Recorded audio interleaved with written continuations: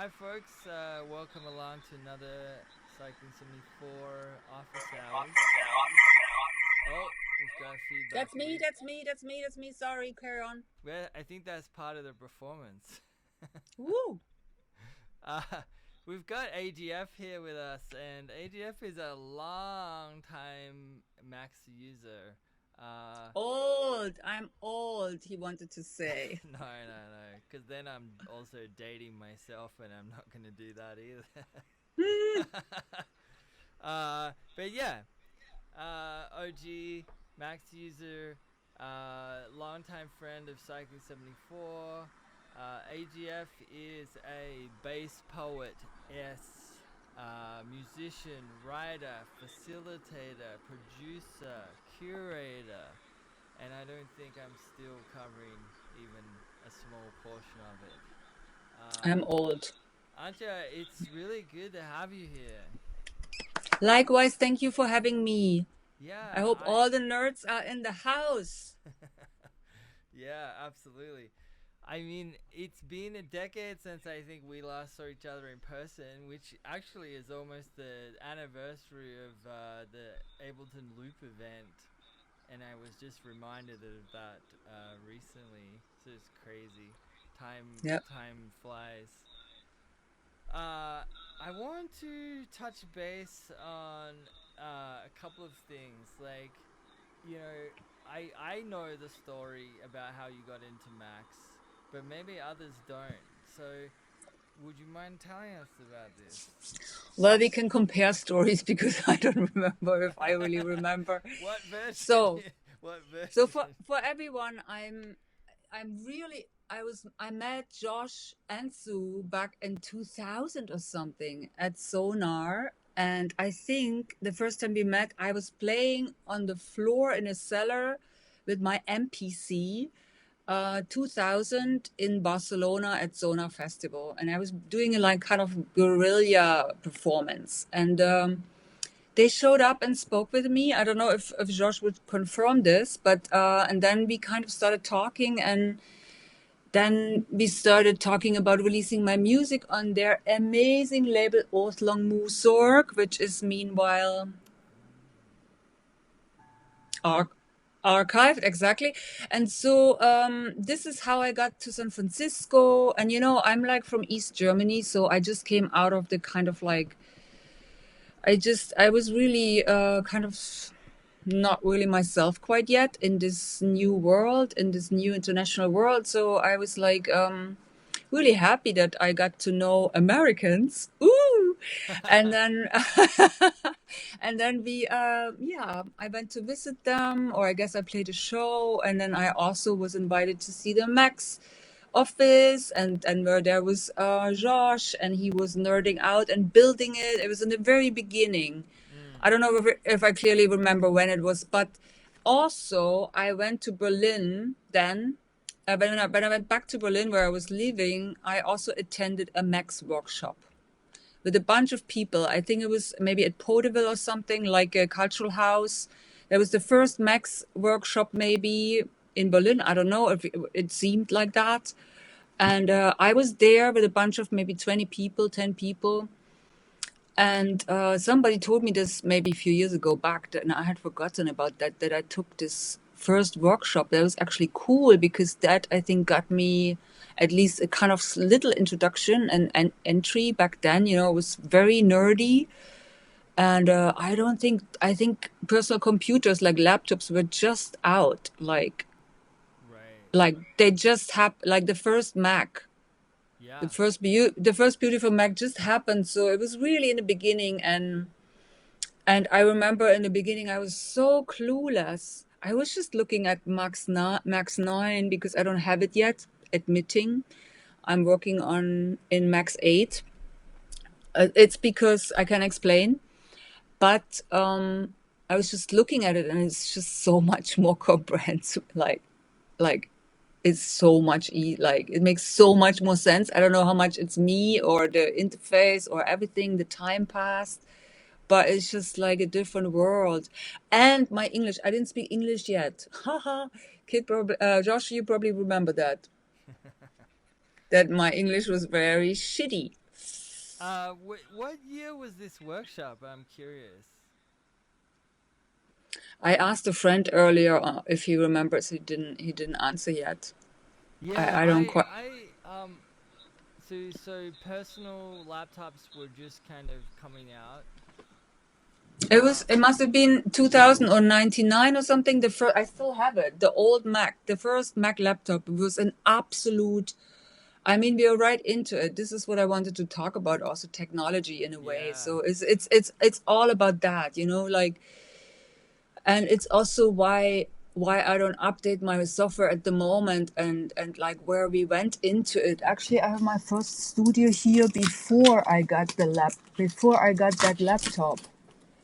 I'm sure you guys, oh some of you yeah, guys, I'm oh sure some yeah. of you guys are this old as me and you remember Atari. Actually, I started even a computer before. I started with Commodore 64, Nice.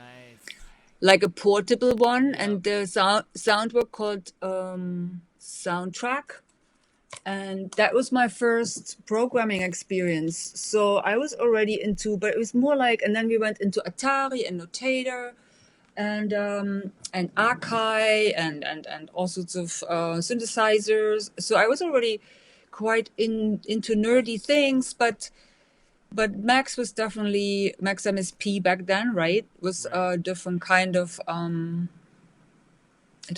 of entry into basically the software field. So that was Absolutely. exciting. Yeah, it was very exciting and beautiful. And I must say, I have never really become a proper Max programmer, neither any other kind of programmer. I program HTML very badly. I update all my websites, HTML. I can update my patches and I can, do basic stuff, but I don't do complicated stuff at all. So just, I would argue that you are actually a Max programmer. okay. I believe that the term is misconstrued a little, and I think anyone who makes an object or can make an object is a Max programmer. Okay. Yeah. Well, I wouldn't call myself really a Max programmer. I want to shout out Josh and Sue and Susie. Yeah. Susie is a long-time collaborator. We just talked earlier today also. I asked her also if she remembers I any of have to that have stuff. Yeah, I have Yeah. to have Sue on office hours Hey, actually. you have to have Yeah, Sue yeah. on. She's obviously also OG. And so, Sue, and then also I had in the middle of maybe in the 2010s, I also expanded towards doing visuals in Max. And I asked actually on a Max forum if somebody can help me to realize my patch because it was too hard for me.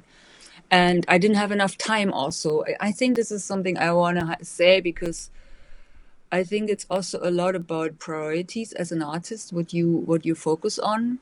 And I would love to fucking focus on programming, but it's just I don't have enough time. I also am a mother. I raised a child. Like I made a living. I paid my shit like with doing art. I traveled so much, and I'm also, as I said, I'm East German. I had to adapt to this like society we're in, and so it was really not so simple for me to do it. So I decided at some point I'll concentrate on other things, on text, on words, on recording. I'm an audio engineer, I'm a producer. I really love making records. Like it's still for me, a record still for me is the strongest artwork I can encounter for me. So so I still keep doing solo records, and every of my solo records have Max in it. Every track I work almost every day in Max, like Wow. every day. Yeah, I use it all the time for processing, and I have for many, many years used Radial, which maybe Yes. some people of you know. I was mad about Radial because Radial became really my live interface for a long time, and it was so intuitive and fun, and I had like 12 Radial channels, and I was like just really quick and making beautiful layered compositions, which then later I would use for composing or something. So maybe I can quickly tell my process if you guys want. Yeah, let's I hear it. I mean, I think there's probably some folks in the office hours here that don't even know what radial is. Um, yeah. Radio is the coolest shit, and it's not anymore working. That's why I have a second Mac computer right here with yeah, radial on it. With radial on yeah, it. It's the only reason why I keep my old Mac around here. I would never sell or lose a Mac I've used for many, many years because there's everything of my stuff, my software, and so on. But this computer I have only for radial, and I need it for. I was thinking many times to rebuild it with new Macs, and I hope one day I make it or someone makes it.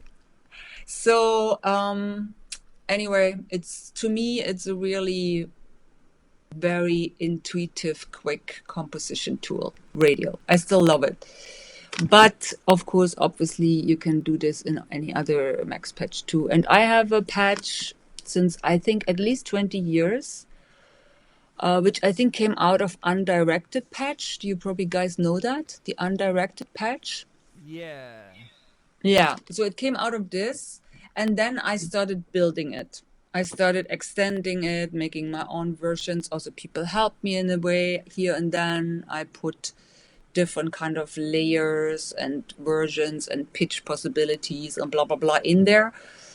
Yeah, and that's my patch now. But what I want, it's not even anymore changing since a while because I'm just happy with it and I'm just using it all the time. And I could probably extend it, but at the moment, I don't have a vision how to create a new sound Mm, that hasn't been created yet right. with software. I don't anymore find a way. And I also work because I have worked with children a lot for a while, and I also work a lot with apps and sound apps and stuff. And I have also tried all those. And for the moment, I don't find something like that that gives me a new sonic experience that hasn't been recorded yet. Right. I have a line in a song which actually on Joshua's label came out. Everything has been recorded already. Then everything's been recorded already. So it's kind of like, I feel like to me, we've reached sonically a point where the material it can be differently combined and lots of things can happen. But yeah, I cannot find a sound I wish for, and then I don't know how to build it. I hope Right. you guys do that, but I listen a lot of music that's coming out and I don't hear it. So, and I don't think it's That's great though. I mean, that must feel somewhat liberating to no. not feel like you need to keep like that you're content with the tools that you have for making your Mm, artwork now. no, I think it has also to do with sorry, I had to close the door. There's little mosquitoes coming in. Um I think it's not necessarily liberating. I think just the focus has to shift, maybe. Maybe I can tell you my point of view in this regard because, Yeah, please do. you know, I come out from East Germany. I grew up under communism or realist socialism. There was some cool things there, but there was also a lot of oppression and surveillance and definitely limitations. I never thought I can see the world. I never thought I can come behind the wall, you know? Mm, And after the wall came down, I have talked about this many times, but maybe for some people it's still new. After the wall came down and I encountered the free world, it was the internet came almost simultaneously. The internet came and all the gear came, and for me it was a total liberation. I was really happy and it was amazing and awesome, and I thought, this is it. This is what we're gonna do. We create this new world. I mean, we all know what's going on right now. mm, It's fucking insane what happened in these 30 years, 35 years. So I don't know. I have been seeing technology going from a liberation. And for me, it made my life, you know, it made me an artist. It made me who I am. It made me travel the world, see the world, met Joshua, meet you guys. I mean, I've been so fucking lucky with this. And then And then it turned all to this. It's a pure surveillance. I don't know. I understand that. Violent surveillance. I don't even, I don't, you know all what it is. It's what we're in now. It's the moment of our time right now. I mean, yesterday, for example, here we were threatened by Russians the first time really strongly that they they think we're fascists, and that's what how the war in Ukraine started. They called them fascists. You Right. know, it's their like kind of propaganda shit. And I don't know, Poland was last night attacked, and we know what happened in Doha. Like, we know what's going on in Gaza. Like, I don't know, Nepal went off 2 days ago. Like, it's a really, so what I'm going with is maybe maybe it's not about technology at the moment anymore, you know? Maybe it's not about that. That's why I don't believe in it right now. I don't believe in technology, and that's nothing against Max or the beautiful work you guys are doing, you know? It's nothing against that. It's just technology has led to this as well. Mm. And and maybe even I'm responsible because I've rode along. I did all this and I thought this is okay, and I did not think it's okay. I've been for years advocating for all that stuff that's warning people, telling people not to use those tools, blah blah blah. But it doesn't matter. It anyway took over the world in the way how it did, and it's really a moment to think, maybe it doesn't need, it's still important for us to have this world, in my opinion. Mm. We can go to our homes and we can build a patch, or we can play music. I can layer sounds, I can process them, stretch them, put granular synthesis, like make beautiful compositions for all sorts of stuff. For example, in real life dance or composition. I play a show in 2 days in Helsinki. I mean, many people will come and they will have a moment of comfort or hope, or I don't know, strength, you know? I'm not saying that this is not important, but also it's kind of like maybe it's not technology that's now the most important part in the music. That's what I wanted to say. And I was just reading this one German philosopher called Menke, Christoph Menke, and he actually is saying that he thinks every technology will turn from liberation to fascism. He Mm. thinks it's like a law. I'm not saying this is true, but at least I've seen this happening with the internet, and it's kind of, maybe it always has been from the first moment, but also, yeah, now it is just so obvious. So I don't know. It's all, we all know about this, and it's all nothing new to you guys, but this is my path. I feel like I have really gone this path from the geopolitical path from through the music into now, you know. It's like still there for me. Like, yeah, Yeah. that's why I stepped away from the technique, and I stepped out and I did sonic wilderness. I'm doing sound camps with lots of people. I'm doing a lot of political and listening work. I'm concentrating on social sound, and I'm concentrating on political sound, and I'm concentrating on communities, and I don't know, queering, feminism, all that kind of stuff, because I think that's why I'm not learning to code patches, because I decided for me, I'm better at that other thing, so I can do that. Right. Not everybody can do that, obviously, you know, like not everyone talks as much as I, blah, blah, blah. So, Yeah, yeah. it's interesting you mentioned community because I do feel like the persuasiveness of the internet, technology, AI, etc., is like some of it is eroding communities, like especially IRL, you know, in person.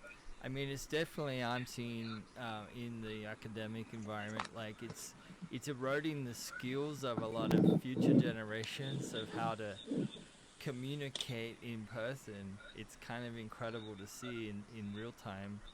And something I've noticed recently, because I've been out playing some shows live and doing some workshops in person, is that people really want to reconnect in a Yeah. physical in a physical sense.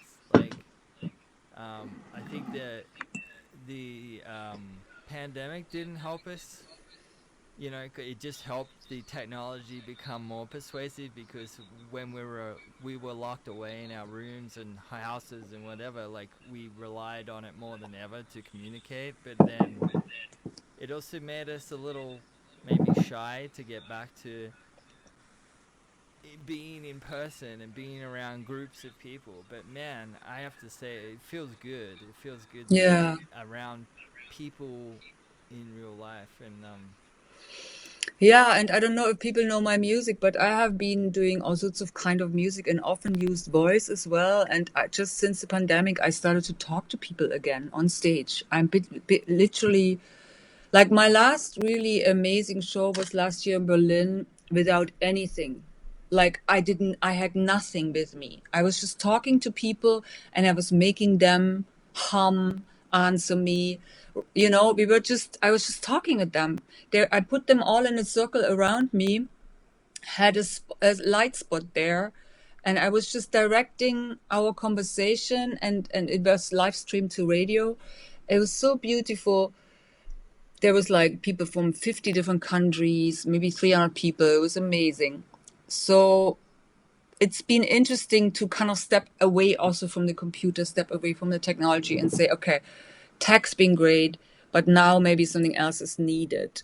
And that doesn't mean that this is still needed. Of course, nerds will always nerd and we will always nerd. I mean, it's just no question about it. And it's still a beautiful possibility to build something from scratch. I mean, this is what Max does as much as possible. And you guys have put so much work in the software. It's like, it's a life's masterpiece, what you've been doing. And I respect it very much. I totally love it. And it means so much to so many people. I see young people, students, everybody,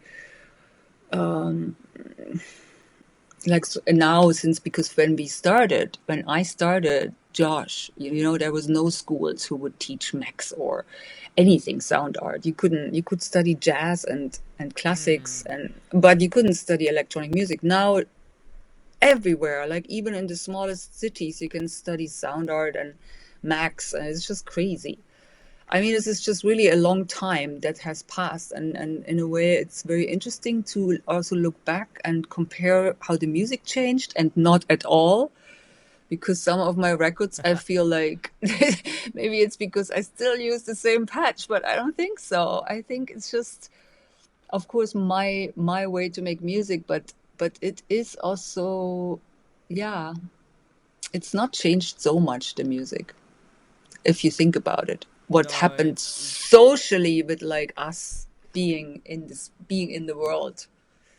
What do you guys think? I can't hear you. I agree. I mean, it's kind of interesting. I mean, when new technologies become more usable, so we've definitely seen an increase in things like granular synthesis, for example. Now you can do many more voices and get a different kind of sound, because computing power has increased. But then it's like, no, well, we were kind of still doing it in a way 20 years ago. We were layering more, we were having to just bounce out more. We could still do the depth.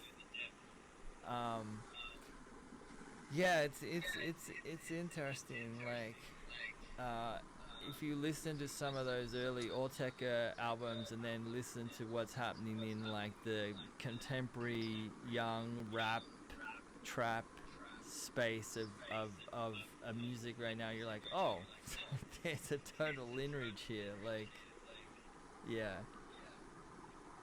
it's Yeah, yeah, I now found the chat. Yeah, Autekra. I mean, I listened to Autekra in the 90s, before, when I was like on my Atari and shit. It hasn't changed at all. yeah. Like zero. I mean, little bit, like, I don't know, the compression changed or something, but it's just, yeah, it's interesting. And I don't think my music has not changed much either. It's quite interesting. Of course, I try, And I try to make a new work every 2-3 years, where I'm making a proposal to everyone. This is the new chapter. This is where we're going. But sometimes I use words, sometimes not. Sometimes I use more technology than other times. For example, I just released a record for a dance, for a choreographer I've worked with many times. We took some pieces which we had made and released them. But yeah, I think after all the technology we're using, and after all, it still matters what you actually say and what you actually want to do with it, and what mood do you want to create, what kind of, Absolutely. yeah. So for And I example, think hmm? including the conversation around the record as well, or the the conceptual rationale or the motivations surrounding an album, especially these days where things move so fast. You release something 2 weeks later, it's like, did that even happen? And Yeah, it's the other stuff surrounding it, I think, is really yeah, the fascinating. attention economy is crazy Oh for no, sure. I'm surprised we can keep 20-something people in here for an hour. But hey, I wanted to tell how I work. Maybe that's Yes, interesting for yes, you guys. absolutely. Let's So, hear the so process, because yeah, so when I do sound, I have 3 different stations in my little studio where we're at now. I'm not. I'm doing everything in the end in the box, so I don't have so much hardware anymore. But I have a standing recording studio which is behind me with a very old Mac. This is a Mac from 2009. And it has only an old Logic version on it, and I'm running through. Actually, can you see the mic? Yes.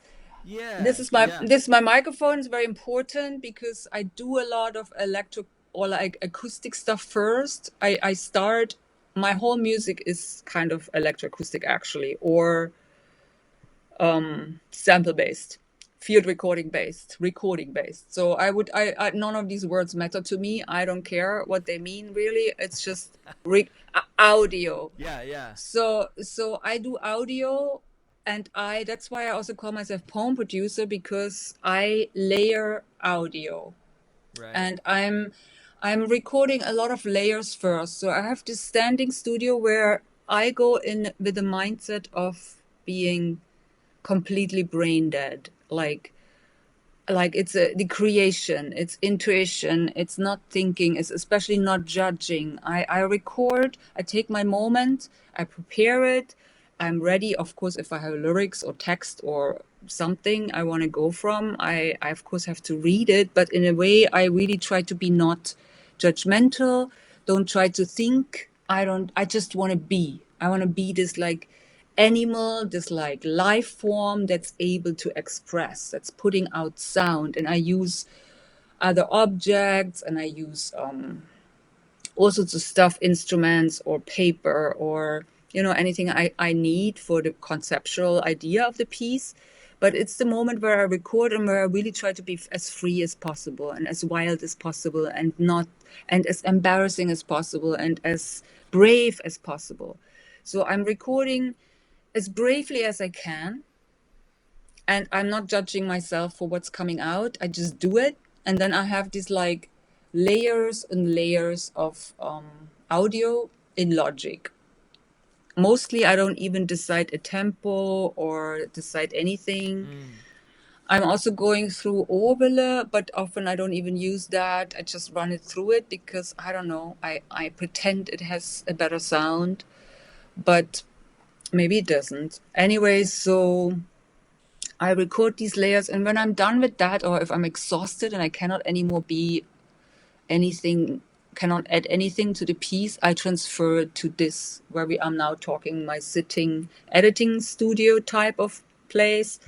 Or I go sometimes and take the files into Radial and start working with them also there, like mess them up, like play wildly.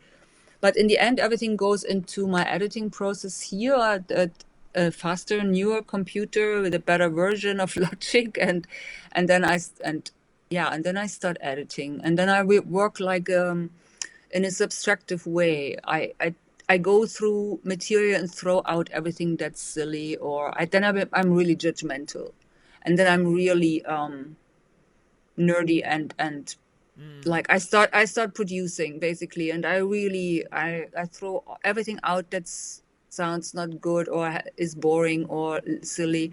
But often even the 10% that stays from the wild phase has interesting moments and has interesting bits. And then quite often I take also the parts into Max, Mm. and often after the editing process, I make bounces, take it into Max, and start doing layers there and wild improvisation. I'm like running it through everything that's possible and I know of, like pitching, granular synthesis, noise adding, like, yeah, sometimes I do in Radial, but mostly now I use my Max Patch. And yeah, and then I carry it back and do the editing work. And then it has these, then often I add also field recordings. Maybe I record it outside or somewhere on a trip, or I also use MPC still. I Yeah. have an MPC live here and I have IMPC. So I actually work when I travel on IMPC. Mm. I really like it a lot. I don't like the sound of it. It sounds quite, the quality is not so great, but maybe it's okay. I don't know. I have made some of my best tracks on IMPC, which are now like my most banging things when I play live. I can play them and it bangs as hell, like it's really strong. So I don't anymore. Yeah, I don't know. Nice. I Yeah, and I got really into, I also master my work right away. Like I don't anymore use mastering engineers, nothing. I mean, everybody his own, thoughts, but for me, I put a mastering chain on my master in Logic and that's it. I work with the average master as long as I'm editing, and this can go for months. And Yeah. actually what I like in our days, I really like to take a long time, because in my opinion, you can hear the time spent on a track in a way, at least in my tracks. Yep. If I take a few months break, I come back to it, I add another layer, take a break, do something else, live, like play a show, go somewhere. The season changes, I add another layer, I have a different perspective, I hear a track different. I heard the track already once live, maybe, or something. So for me, the track gets richer the more time I actually put into it. So this is a nice thing to do. And then, yeah, and then starts the final phase of making it ready. And that's a very technical production phase, where then also I'm not anymore working in Max at all, for example. It's just Logic and me being, fades, levels, Right. compression, Right. get the track together, make it loud, make it interesting. And there actually a lot happens still. I hate Mm. this phase. I kind of hate this phase because it's really a lot of work. It's a lot of work and I it's know. not nice, It's the not least nice kind work. of creative, right? Or it feels like Yeah, that to me. Like, yeah, but often the shit happens then. true. I take a track and then I bounce it and I take the car and I go somewhere and listen to it and I hear the bullshit. It's like, oh my God, for a month I thought this is cool. It's so not cool. And then, I go back, like in the last moment when you're really judgy and like really, so it's also an important phase. But this is how I make a lot of my music that I release as AGF. So, and then I compile it, I make the track listing. And by the way, most of my covers are also made in Max. So the most Mm. of the covers have, for my visual work, stills. So that's also important for me because I also started to do a lot of visual work over the years. And I just finished my first film. It's going to be premiered tomorrow in Copenhagen. It's a film about wind. and it also has Max in it. So it's the wind is being processed through my Max patch, and Oh, nice. yeah, and Very cool. yeah, and also there is visuals from my live Max. I think it's not anymore called Chitta. Is it called Chitta still? Yes, absolutely. Yes. Again, again, because I thought for a moment there was no more Chitta. Well, That was we 10 we years we ago. kind of stopped doing the Max MSP jitter, and we just decided to call it Max, and Max represents everything. But yeah, jitter is still there, and we Yeah, totally still call it. It's still called Chitta. Okay, cool, jitter. cool, cool, cool, Yes. cool, cool. Yeah, no, I use it a lot, and the patch actually. Lars Nagler is is the person who helped me build my live visual patch. He's Nice. a Max person. I don't know if you guys know him. He is himself an interesting artist from Berlin, and he helped me build it. And I still think, in a way, it's interesting. Like every Max patch, even it has this kind of function, I still feel that everybody uses it different. I've Oh never yeah. seen I've never seen people do visuals like me. It's kind of funny. But it's also there's also limited possibilities what you actually can do. So I don't understand how this is even possible. But it's like it's the world, isn't it? It's kind of also an extension of life, how multiple it can be and how million times it can be different, you know? So Yeah. yeah. I think max patches after, just not maybe not even once you kind of get past the basic understanding and learning of a patch, you immediately start your like DNA, your aesthetic style, your the way you join things starts immediately coming. I think each person has their own patching style and aesthetic, and part of your creativity ends up in the way that you join things as well. Like, Yeah, it's beautiful. This yeah, is live. This is like I have this record with this Ukrainian producer called Nature Never Produces the Same Beat Twice. And for me, it's the same with patches or music or anything, you know, like for me, stuff is interesting if you have your own spin and there's multiple billion, trillion times trillion ways of how to make a beat. yeah, We don't have to make the same fucking beat for the whole, you know, like we can make right, millions of different beats. So it's like, this is the beauty, and it can definitely translate into technology, and because we are still there with our bodies, our hands, our imagination, our life spent, our dreams, our judgments, our envy. Everything is yeah, there, you know, and this is just that makes us what we are, one life form. right, right. Yeah, Yeah. no, and I think the way Max doesn't, uh, it doesn't force you to do things.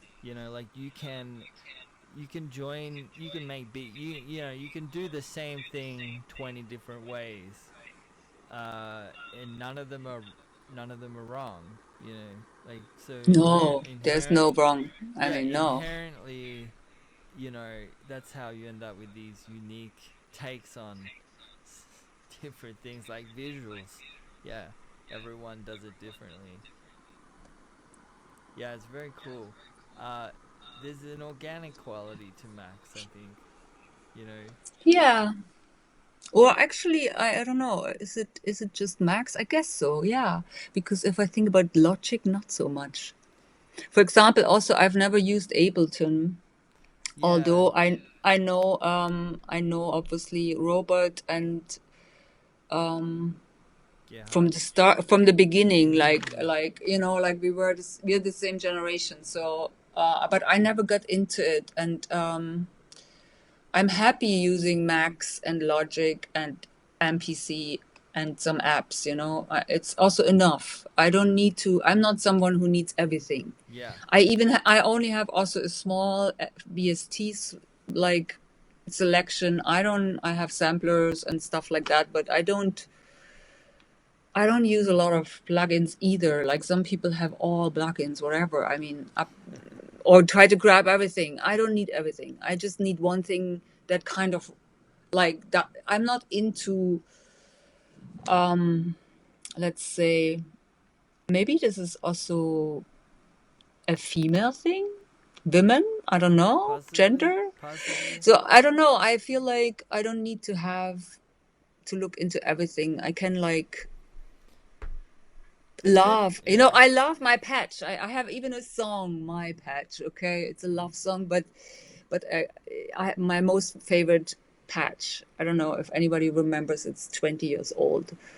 So I love the patch. I love the tools I'm working with, and I don't need to constantly, have new ones. So, Well, I oh, think, yeah, you outlined something important there. Like, inherently, as we get older, it feels like we have less time. And bringing also, bringing in new tools means time taken away from, making stuff, creating stuff, and having to spend time learning a new thing that may or may not even even get incorporated. You might decide after X amount of hours, this thing is not for me.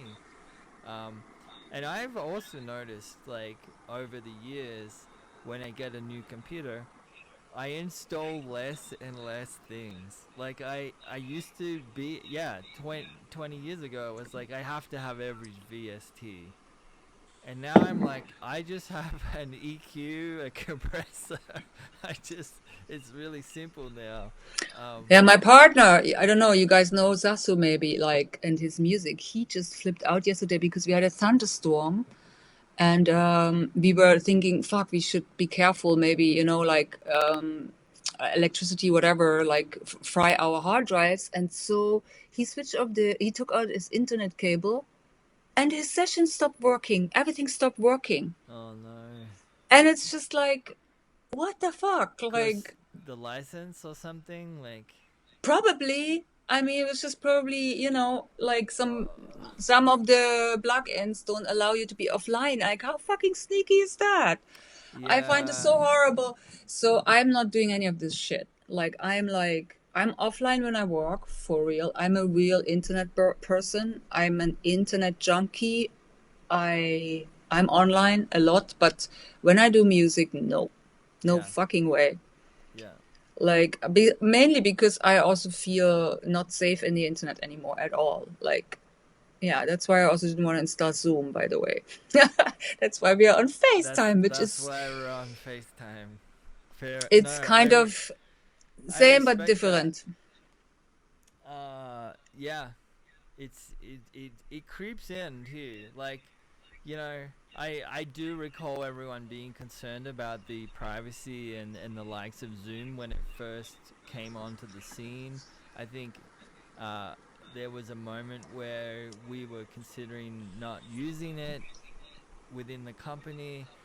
And now it's like, now I've kind of forgotten that, but it's like, no, it's still there, it's still persuasive, it's still taking my data. Um, And also, China is a really horrific surveillance state. China is doing some cool shit because they can now, but they are horribly oppressive. Like, it's one of the most oppressive places in the world. If you don't comply, you just disappear. You go away. And I don't know. It's anywhere horrible. I live very close to Russia. I just want to say this to you guys because you're far away from that. It's horrible. It's horrible for us, and we are paying. I'm really freaking out. Like, we're all freaking out because it's so. I know there is worse crises and more violence in other places, even Africa, Sudan, Congo, but still, it's really not to be underestimated what kind of level of,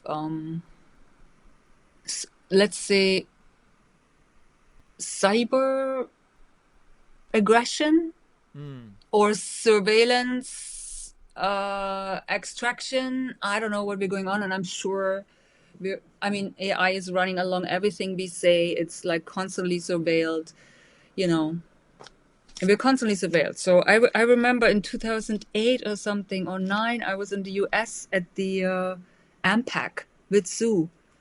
We played with Sue C at the AMPAC, and I remember this cover on Your Wire magazine, Right. about this huge data center they were building somewhere in the desert, and I was like, guys, this is fucked up. like like I was like freaking out, and everybody was just shrugging, and I was like, go off Gmail, don't use Facebook, don't do it, don't give them everything. And it's like, it's almost like we can't stop it. What are we doing? Anyway, I'm ranting right there. I have No, a no, no. link with I can. Yeah. alternative technologies. I'm since 10 years, every week, I'm praying to people. I'm like annoying as fuck to tell people to go off big tech. And yeah, it's one No, of no. my life goals. I can relate. I can relate. I mean, I was a 80s, 90s kid growing up in a very isolated Tasmania, Australia, and the internet was huge for me. It was incredibly liberating. It's how I found weird people, weird music, because otherwise I thought I was just destined to be a blue collar, warehouse worker.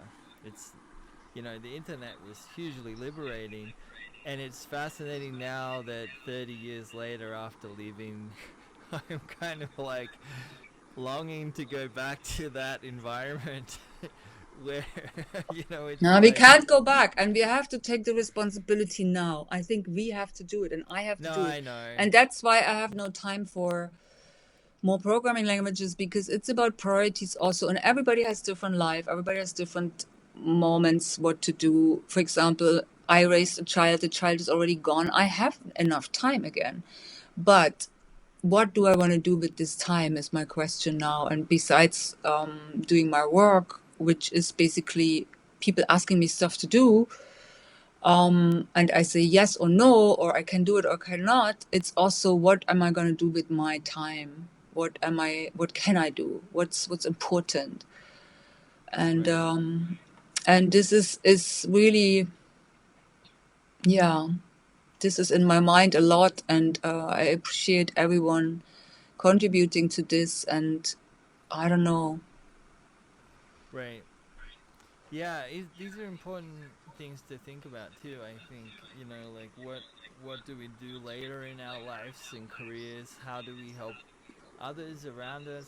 How do the world is changing? Safe to say that the next generations that are coming up through the, be it Max, be it the arts, be it creativity or anything, it's going to be a different world for them to what we had growing up, coming up through the arts.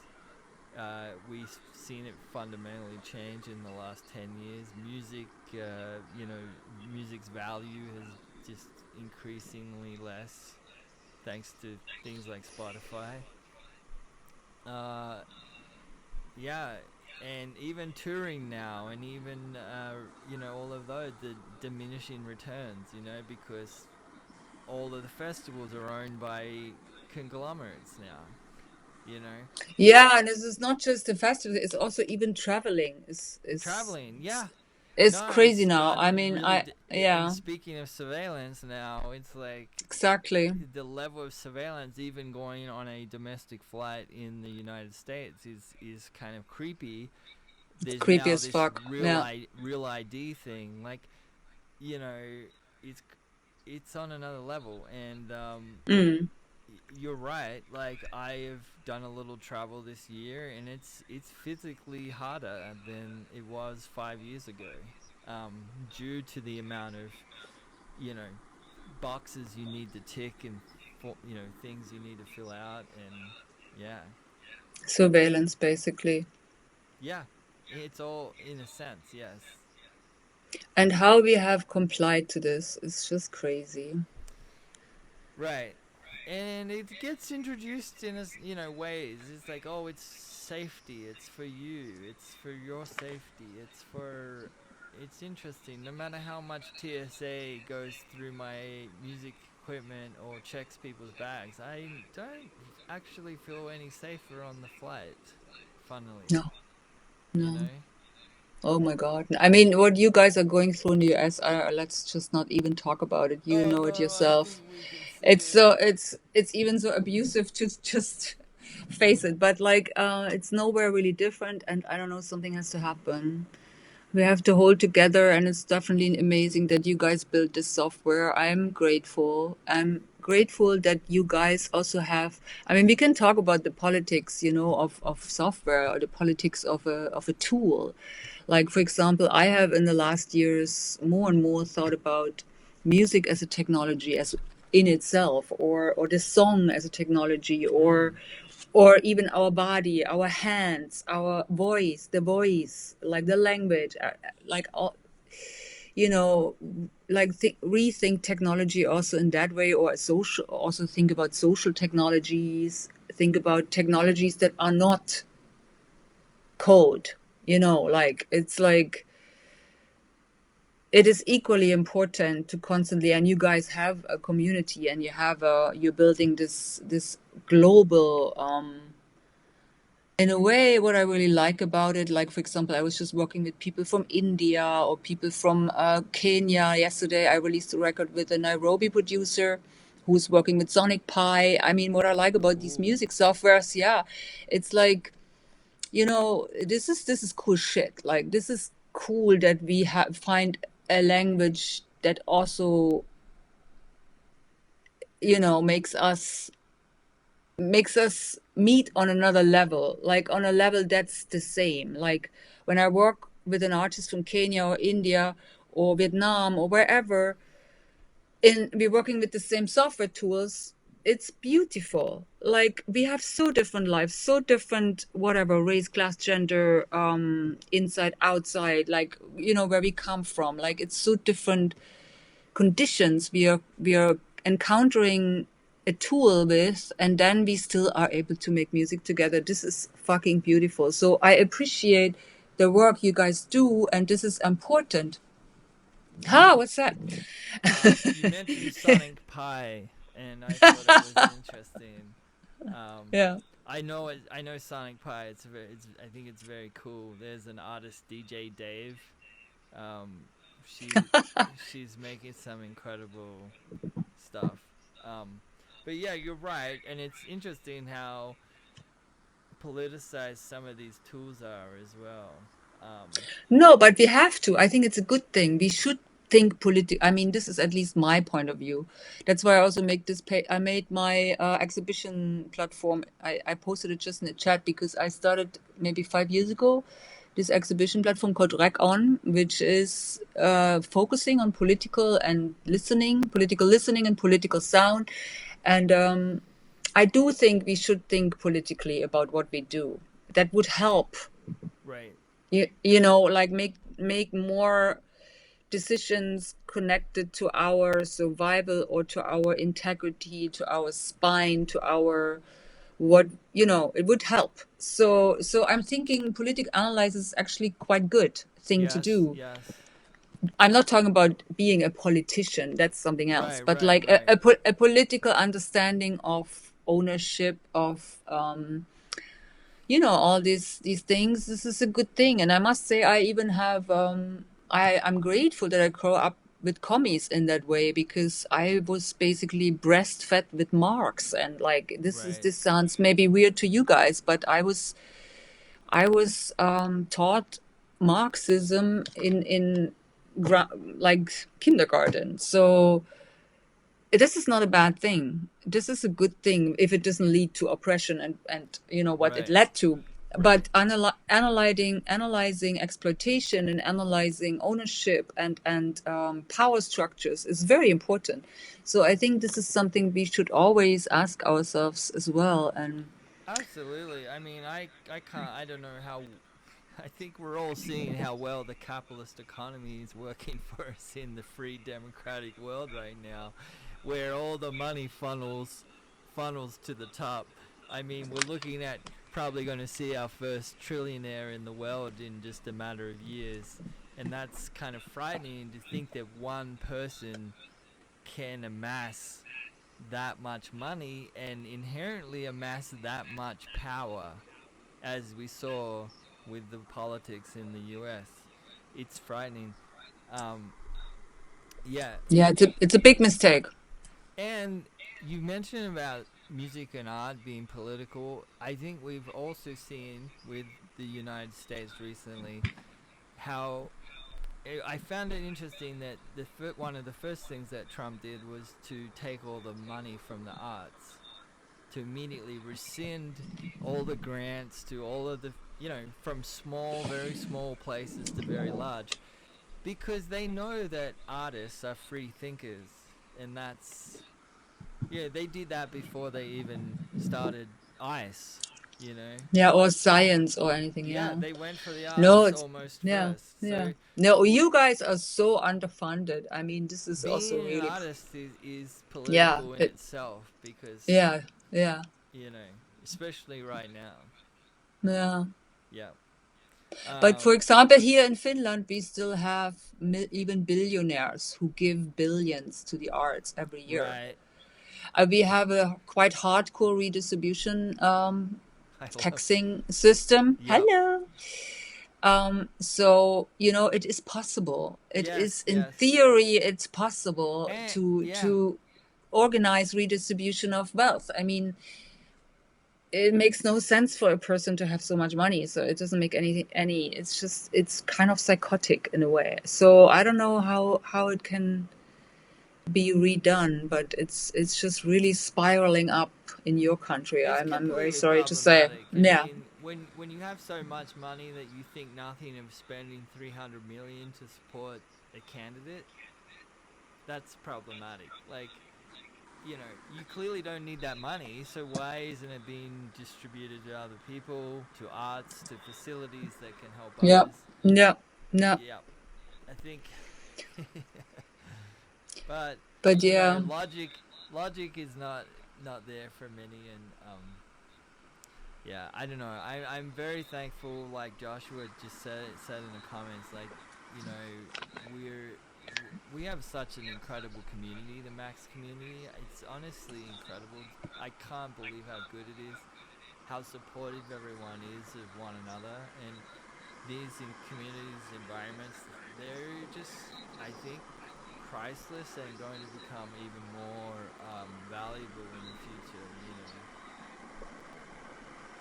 Yeah, I miss conversations with Josh. Josh, it was so cool to meet you 25 years ago. I'm very grateful to you. I have to say this now, out loud. Josh is so humble. So I'm saying it to everyone who's still in the chat.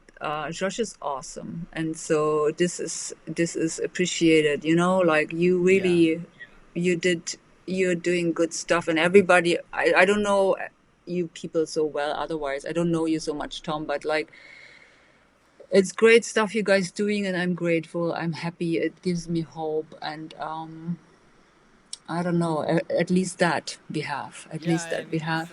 it's Joshua's been the CTO for a long time of Cycling 74. So I didn't even know that. yeah, he's the technology officer. I mean, I'm sure maybe he doesn't think about that tag much. I mean, these are Yeah. just labels, right? But yeah, he's A certainly responsibility at for this sure. point in time between him and David.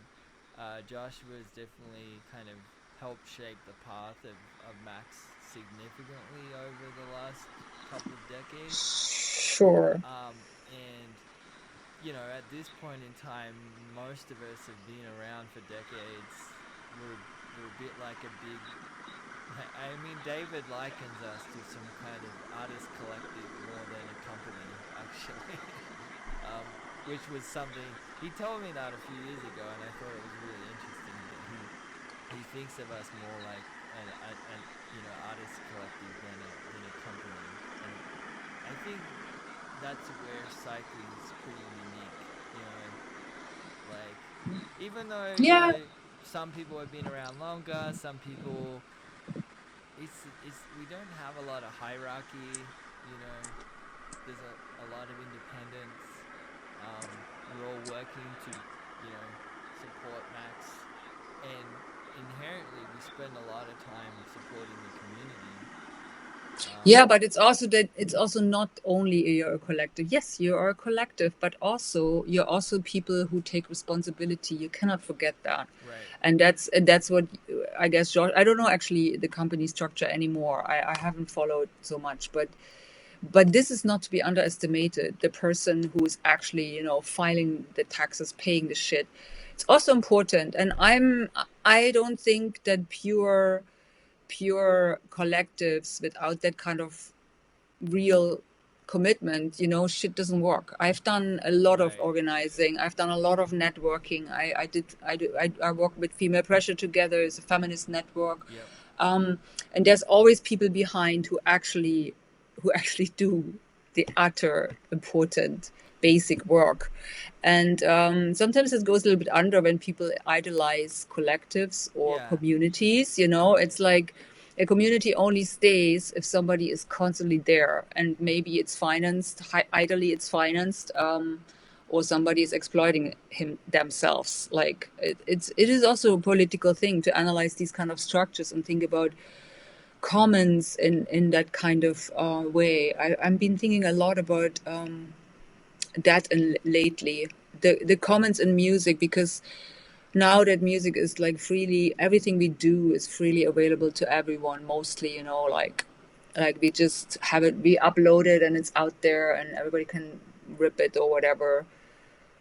Yeah. So that kind of devaluation on one hand, and also like maybe not devaluation, maybe it is valued, but it is not valued with money. And money, I don't like money, so to me it's something we need, but it's also a reality. So it's kind of, it's also a tool or a technology in a way, money, right?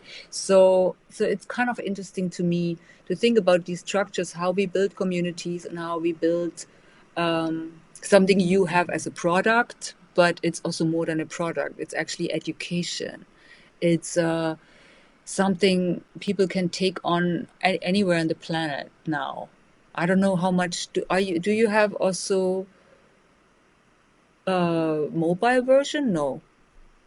No. Mac? No. No. Yeah, no, good. But I was just wondering because now, I of course, just not think that everyone has a laptop. yeah, the Max is just so the database is Max is not young anymore, and the language, you know, Mm. it would just have to be an entirely different product. I think if Max was to move to iOS or something. Yeah, no. I just also No. think for the amount of like we're even though we're owned by Ableton, we're actually essentially an independent small company still. Right, you're owned by We have Ableton, that's right. our own financial independency to some degree, Yeah. and it would be a just gigantic amount of time to move to iOS, and I think the return would not be. No. And also we don't know how long it exists. Yeah, and to be We don't honest, know. I just don't. I kind of am tired of screen devices. Like, Yeah, for sure. I don't know how much fun it would be to patch on an iOS device. I don't think Yeah, that would. people just saying Mob Mo Blood. I also used Mob Mo Blood for a while. It's so funny, and Mira, but I'm not using it anymore either. But yeah, there is some also Grain. I have a few Max related patch iOS apps. Yeah. And you have this new export thing, Yeah. no? I Yeah, think this that's. is that's I think that's that's good. if you want to go or move something, you know, Mm-hmm. your patch, then the route would be to move it to Rainbow, which is possible for Rainbow. anything made with Max or MSP, and then you would make a iOS Yeah. application. Yeah. How old is Rainbow? Or it's coming up to 3 years soon. Okay. I'm sorry I missed that. Look who's Hey, here! hey, That's Ravioli. yeah. Rav- Rainbow will be 3 years old soon. That's crazy. yeah, that's crazy. Go. Cat, what are you doing? Ah, sorry, the cat. So how long was the session planned? I don't Oh, remember. I mean, we can wrap up soon. I see some people are dropping off now. We're Yeah, but getting. is anybody having a question? Yeah, anyone got questions for Antje? Uh, yeah, we're getting to that attention span thing now. No, that's totally fine. No worries. I'm kidding, but also it's real. Um, Oh my God! I just say you posted this old video of me. yeah, I know. I can't like that This was is so. This is in Sonar. 18 years ago. Fuck. That video was posted 18 years ago. I'm not sure who took the film or who made No, it's it. older. This is Yeah, 2004 at Sonar. At least right. this pic, and I think it was all. I don't remember anymore. Ha! Drop radial again. Exactly.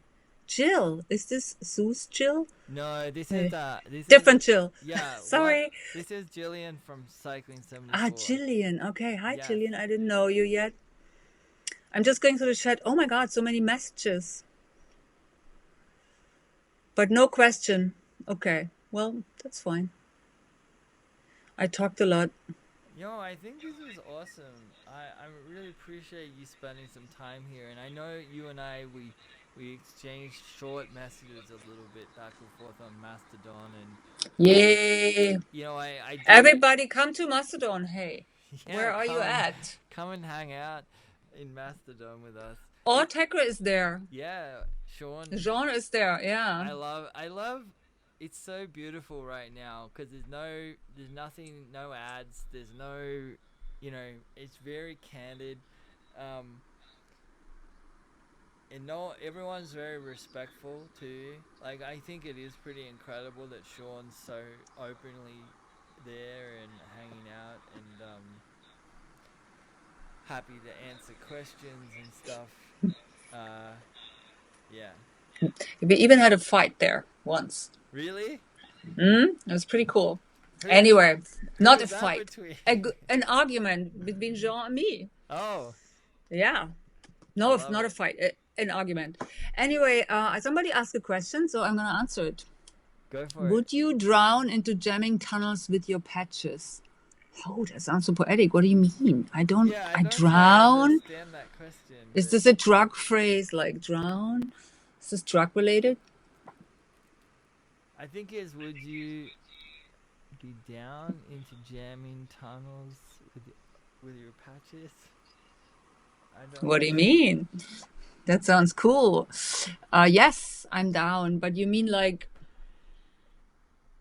yeah, maybe explain.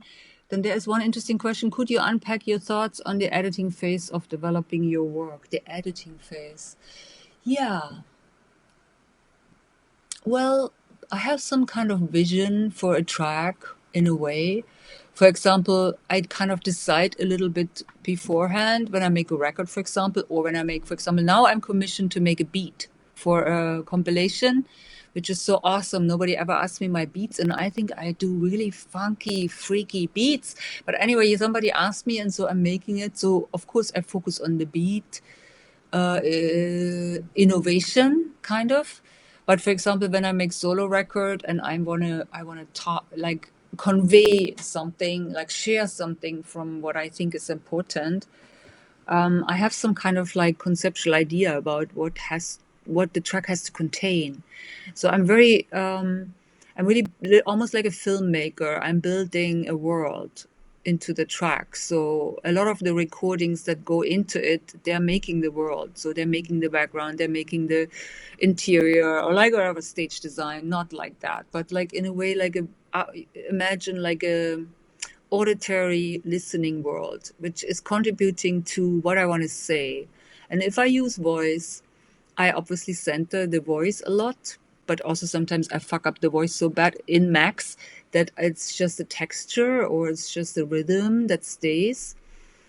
For example, one of the last records I made, Poem Producer, was basically a record in answer of Westernization Completed, which came out on Josh's label and gave me a little AGF fame, which made me what I am.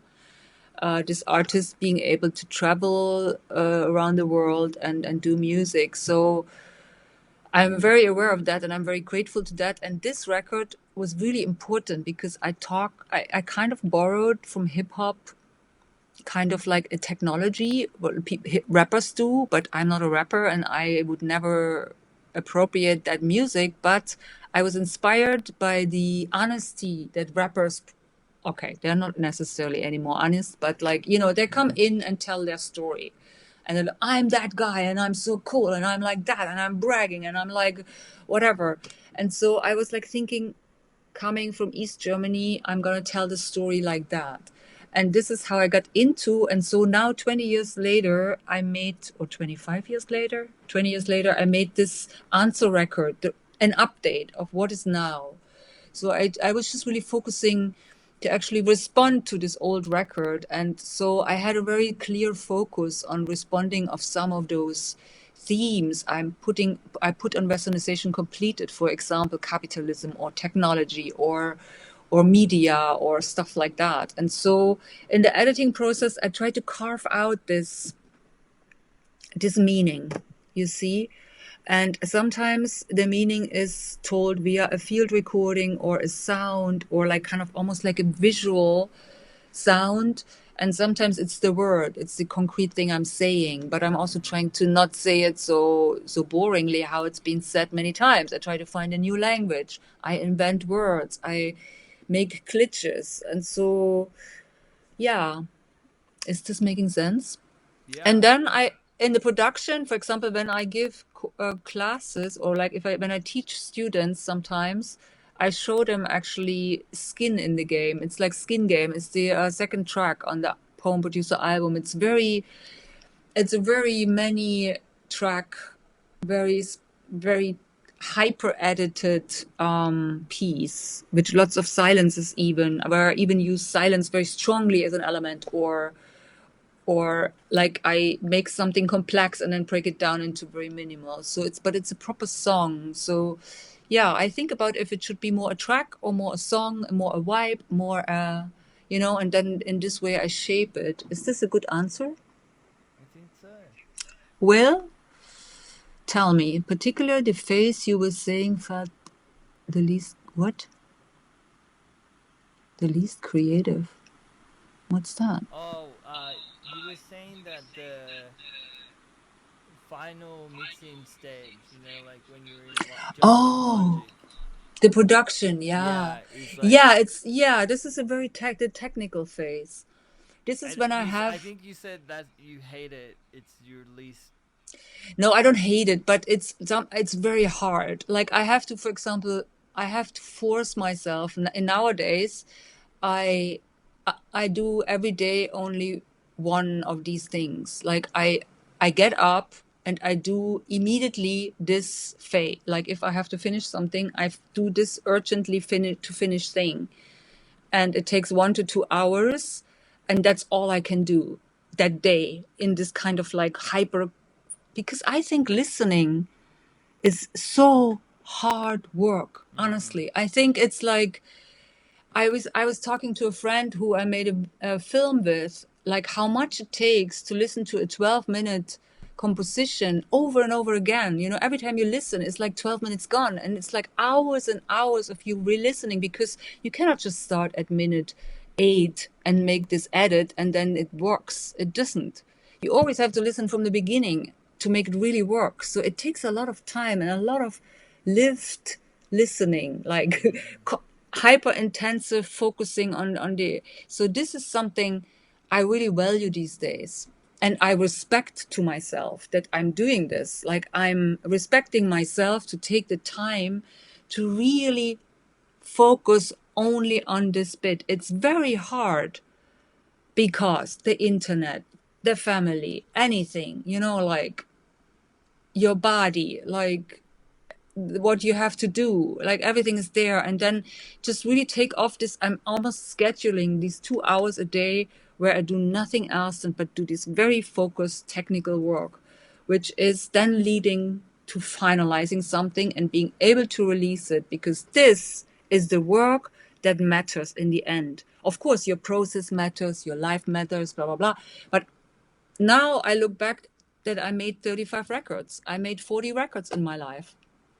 They are there, you know, and nobody can take them away from me. Like, this is my work. And I'm not shy about that at all. I say like, fuck, I did that. You know, I'm nobody. Nobody told me how to do this. I made that. And I'm proud on it.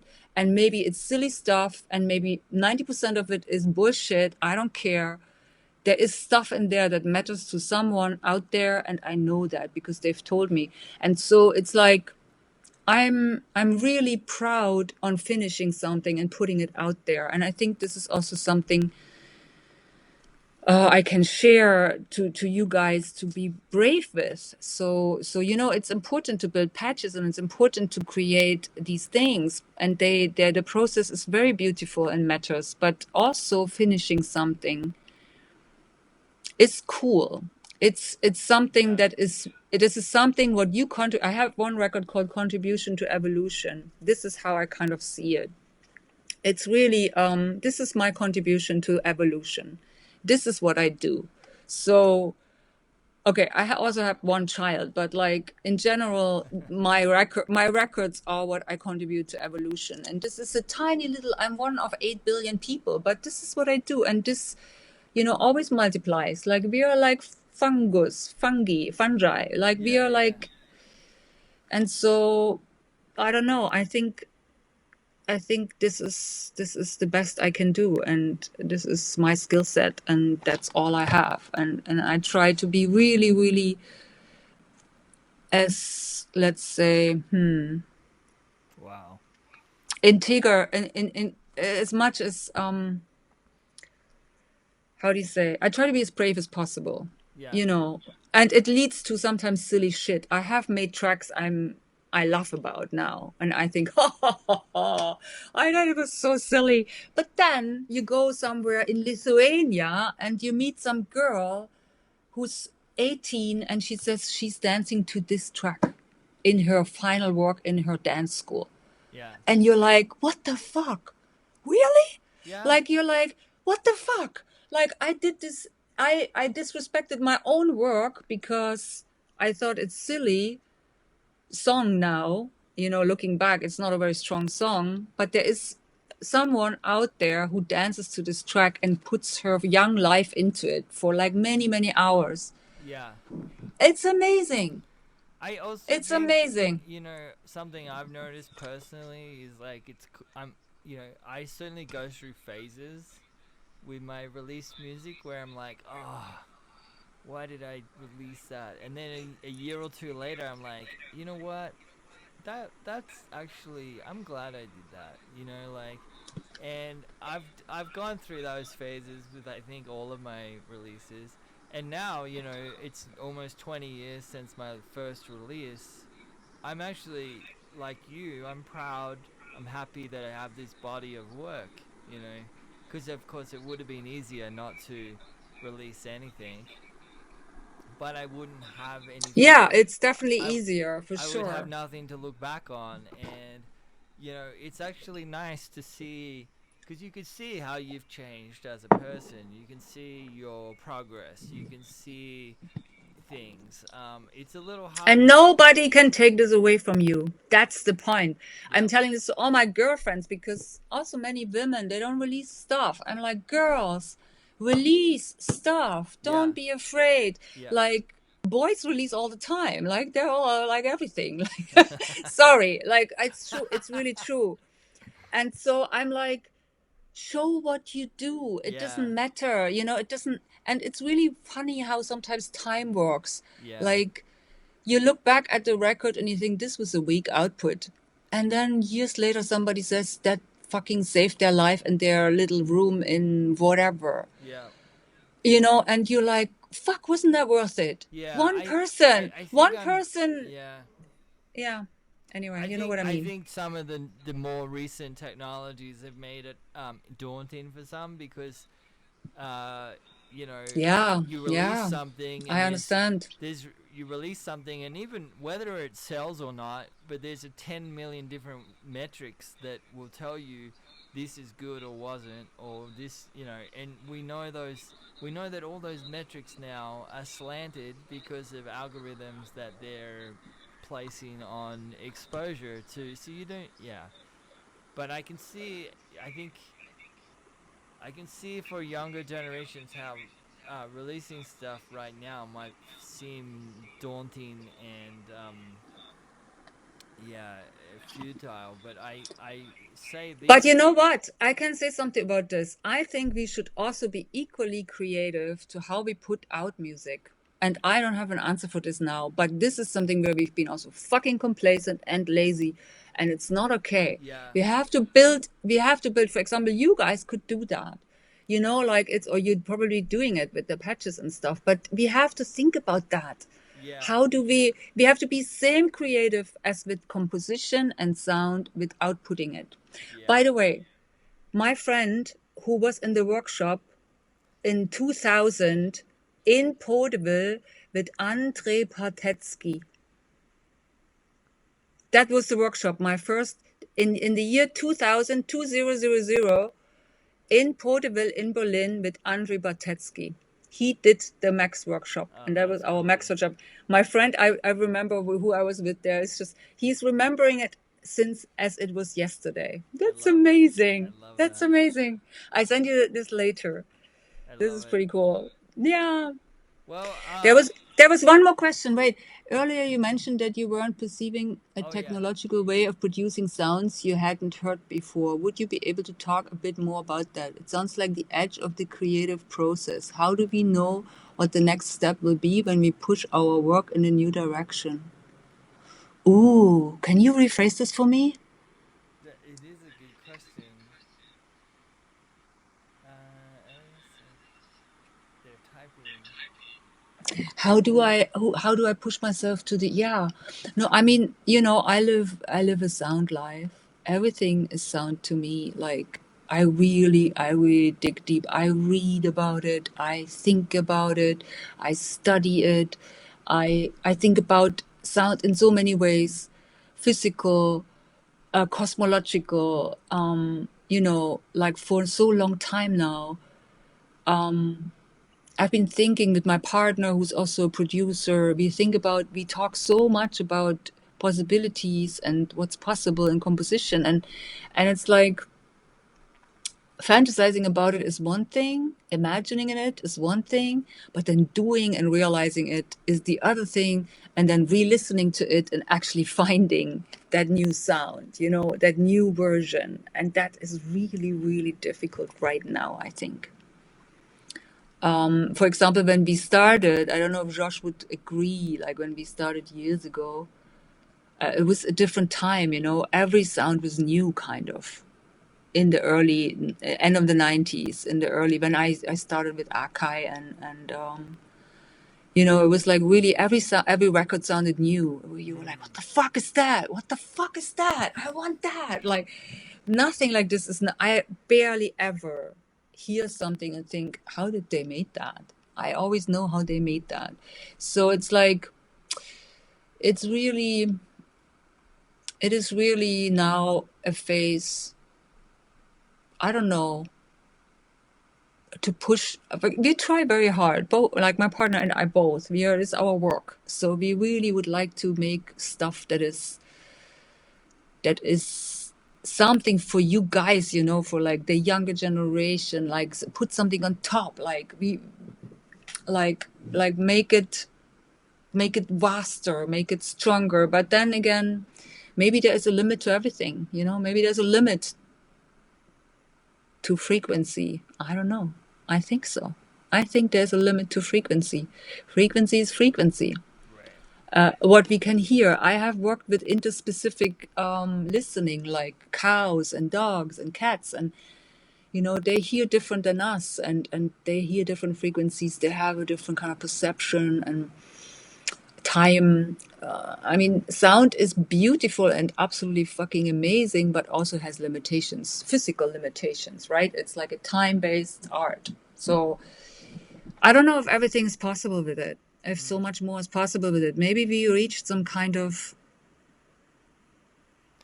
I'm not talking about what to say. this is important, and how to be in this world, and how to release it, and how to present it, and how to be an artist. This is something I'm trying to innovate, on a daily basis, basically. Yeah, absolutely. And this is where it's laying, in a way. It's not necessarily into specific sound. Where is that? What are people saying? I was interested in the idea that you weren't hearing a way forward. What do you do when you're not sure what next step to take? I don't know if that's a better rephrasing. Yeah, thank you. It is. Yeah.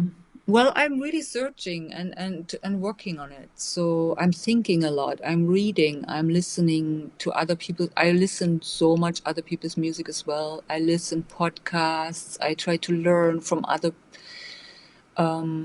cultures and learn how they, like, for example, I'm also studying how listening has changed in different cultures and how they have listened in the past. I'm studying listening more at this moment than actually maybe sound production or something. I feel like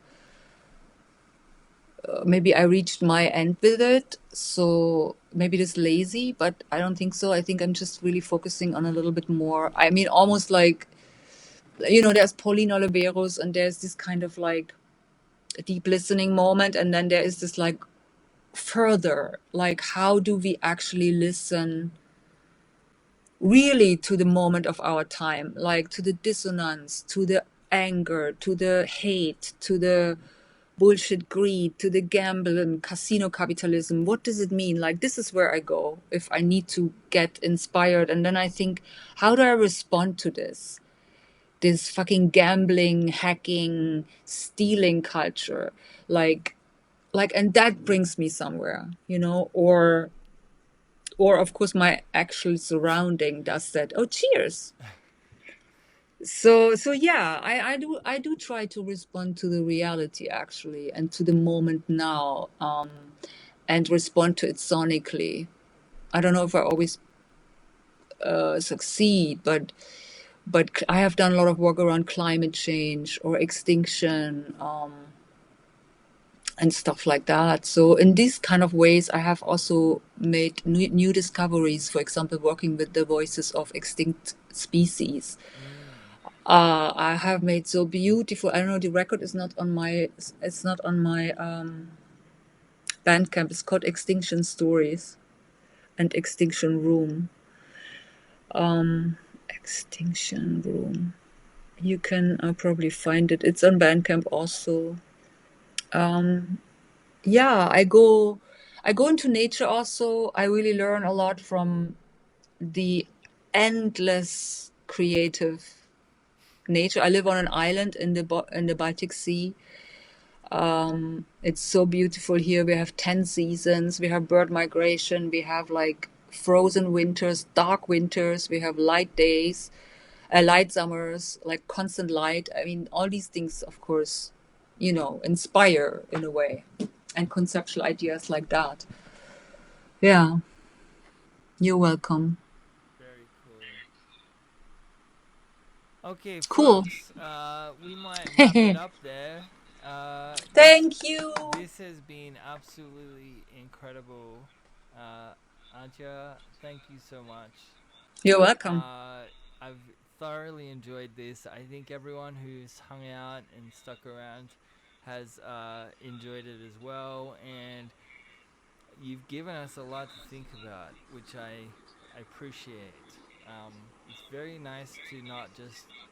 It's fun to nerd out on the patches, like, yeah, let's join this object and this object. But, like, yeah, I'm sorry, I'm not into that at the moment. No, absolutely. This is exactly why I wanted you on here. Like, I like to get a well-rounded look at the process, and Max is a tool that allows us to be creative and,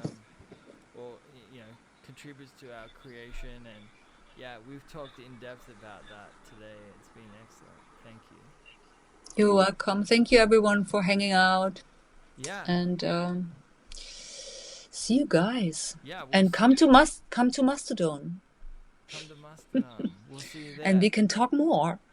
Okay, folks, that's a wrap. We'll see you next time. Bye. Hey, hey. Bye bye.